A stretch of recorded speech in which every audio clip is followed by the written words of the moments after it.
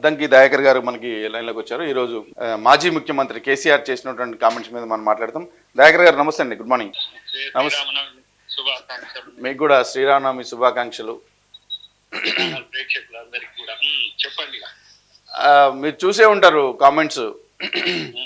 ముఖ్యం కేసీఆర్ గారు చాలా తీవ్రమైన కామెంట్ చేశారు. లిల్లీ పుట్టుగల ప్రభుత్వం అంటున్నారు, ఏ విధంగా స్పందిస్తారు? అదే ఆయనకున్న సోయి, పండుగ పూట తీర్చొద్దని. కానీ అంటే ప్రజలు ఇచ్చిన మ్యాండేట్ పట్ల తనకున్న కన్విన్సింగ్ బాగా జిలస్ గా ఉన్నారు. ఆయన కొడుకు అయినా అంటే కేటీఆర్ గురించి ప్రస్తావించారు కూడా, ఆయన కూడా ఒక కామెంట్ చేశారు. ప్రజలు ఎవరైతే ఆయన కామెంట్స్ మీకు చదివి వినిపిస్తాను. ప్రజలు మోసగాలనే కోరుకుంటున్నారు, అందుకే కాంగ్రెస్ ని గెలిపించారని ఆయన కామెంట్ చేస్తున్నారు. ఇప్పుడు మరి వీళ్ళు మోసగాళ్ళనే ప్రజలు ఎన్నుకున్నారా? వీళ్ళు మోసగాళ్ళని ఎన్నుకున్నారా? కాదు, కొంచెము అసలు సిగ్గు లేదు, వీళ్ళకి లజ్జ లేదు. ఇంత స్థాయికి వచ్చినాక కూడా ఇంత చీపు చిల్లరగాళ్ళ లెక్క బిహేవ్ చేస్తుంది తండ్రి కొడుకు.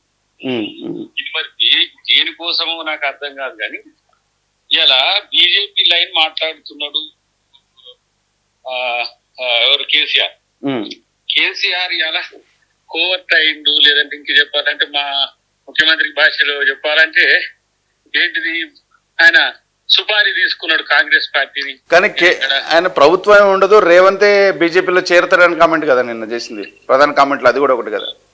ఫస్ట్ ఆయన ఉంటాడేమో చూసుకో, మనం బయట ఇన్ని అక్రమాలు చేసినాక బీజేపీ ప్రభుత్వం వదిలేసింది. కానీ కాంగ్రెస్ ప్రభుత్వం ఆయన ఫస్ట్ బయట ఉండేటట్టు చూసుకోమని. ఒకవైపు ఏమో కవితమ్మని తీసుకుపోయి జైల్లో పడేసింది ఈయన. బిడ్డ జైల్లో ఉన్నదని బాధ ఉన్నట్టే ఉన్నది. అయినా ఏమన్నా ఒక స్పందన లేదు, ఒకటి ఏది లేదు. అసెంబ్లీ రాకుండా పోయి పాయిట పొంకనాలు కొడుతూ ఉంటాడు. అసలు దేనికోసం కేసీఆర్ మాట్లాడేది, ఎవరి కోసం మాట్లాడుతుండే? కూల్చి ఆడ పడేసిరు ప్రజలే.